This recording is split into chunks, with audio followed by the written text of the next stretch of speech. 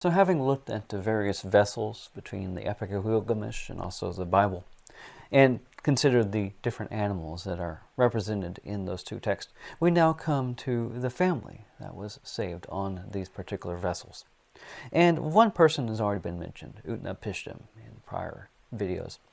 And if you look on page 108 of the Epic of Gilgamesh, we read a little bit of the genealogy of this person, who his father was. For instance, Ea said to him, "O man of Shurapuk, son of Ubara Tutu," he says. And this is actually the extent of the genealogical information that we have concerning this individual. There's no other details before him or after him.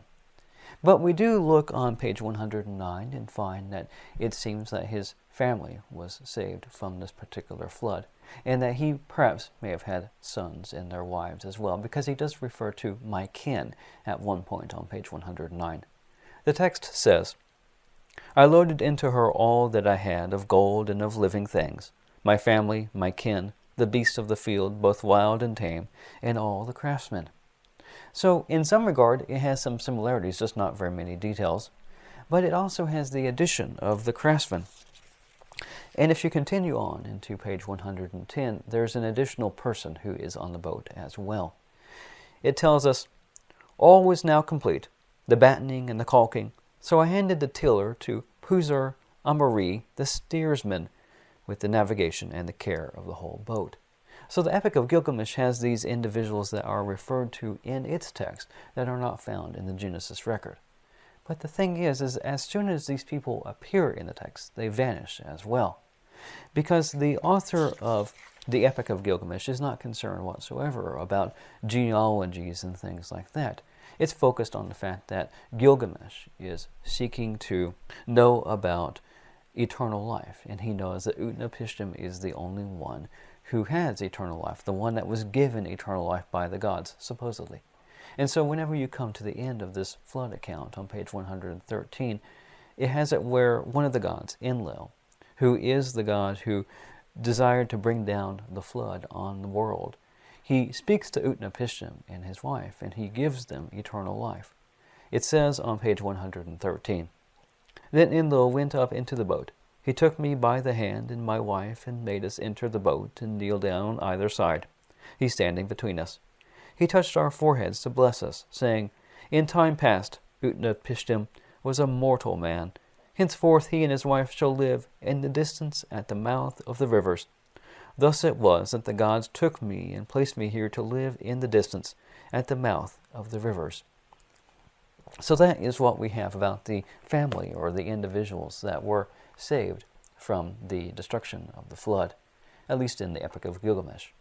But whenever you look in the Genesis account, there are a number of discrepancies. I had previously read in another video about what's found in Genesis chapter 5 and verse 32, where you have a listing of the sons of Noah. "And Noah was 500 years old, and Noah fathered Shem, Ham, and Japheth." But the thing is in Genesis, they actually have a concern about the names of the individuals who are the sons of Noah. And the fact that Noah has sons who also have wives is something that is referred to repeatedly, not only whenever they're entering the ark, but also whenever they're leaving the ark and that kind of thing too. In Genesis chapter 7, verse 7, it says, "And Noah and his sons and his wife and his sons' wives went in with him into the ark because of the waters of the flood." And then in Genesis chapter 8, verses 15, 16, and 18, "And God spoke to Noah, saying, 'Go forth from the ark, you and your wife and your sons' wives with you.' And Noah went forth, and his sons and his wife and his sons' wives with him." But the difference is, not only does it list the names of the sons of Noah, but also it explains where all the people from the world come from. And it makes the truth claim that the people of the world come from the lineage of Noah and his sons. In Genesis chapter 9, verses 18 and 19, it says, "And the sons of Noah, who went forth from the ark, were Shem and Ham and Japheth. And Ham is the father of Canaan. These three were the sons of Noah, and from these the whole earth was spread over." But it doesn't just say that. It doesn't just make that claim. If you look in the 10th chapter, there's further information, specifically genealogies of these three sons provided. It says in the first verse of the 10th chapter, "Now these are the genealogies of the sons of Noah, of Shem, Ham, and Japheth, and the sons who were born to them after the flood." And then also verse 32, "These are the families of the sons of Noah, according to their genealogies, in their nations, and from these the nations were divided on the earth after the flood." So, looking at the two texts, the Epic of Gilgamesh is not very detailed at all concerning the family. It doesn't list the names of the children, where in the biblical account, the names of Noah are provided, and also the descendants of those sons as well. And this gives it a further ring of historicity, as was the case with certain other aspects that have already been mentioned in other videos. And the fact that it mentions a genealogy is also important whenever we remember that in Matthew and Luke, we can read of a genealogy of Jesus, and we can see how he is of the son of David, of the son of Abraham, but also he is of the lineage of Adam and Noah. And those things matter to the writers of the Bible, but it doesn't matter to the writer or writers of the Epic of Gilgamesh.